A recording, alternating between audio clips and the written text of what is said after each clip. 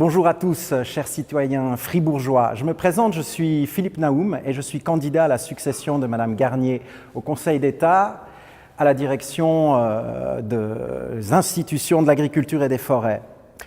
Pourquoi je m'engage pour ça? Eh bien, je m'engage pour ça parce qu'au niveau des préfectures, il y a une loi en révision qui n'avance pas.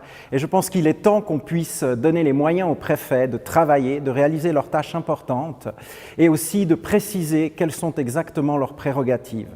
C'est pour ça qu'il est temps maintenant de bouger par rapport à cette révision. Et c'est une des choses pour lesquelles je veux travailler et m'engager. L'autre chose avec laquelle j'aimerais travailler, c'est pour mes amis, pour les agriculteurs de ce beau canton de Fribourg, qui travaillent tous les jours durement avec un système un peu particulier, qui est ce système des paiements directs, avec les PER, les prescriptions écologiques requises, où à peu près 50% de leurs revenus dépend de cette manne financière. Ils sont un peu transformés d'indépendants à une forme de fonctionnaires, entre guillemets.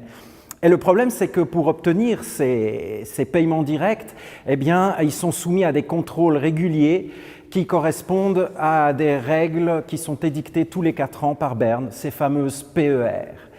Et ce qui se passe, c'est que nos amis agriculteurs, eh bien, souvent vivent dans la peur avant ces contrôles, parce que dans ces contrôles, ils sont souvent considérés comme des gens qui essayent de tricher, qui essayent de cacher. Donc ils ont peur, est-ce qu'ils ont oublié ça? Est-ce que ceci est aux normes? Est-ce que ceci est en ordre? En fait, leur entreprise ne dépend pas du marché libéral comme on l'entend, ne dépend pas des mêmes règles, il dépend de cet enfermement, de ce soutien, qui est aussi un soutien pour eux, mais qui est aussi une forme d'enfermement.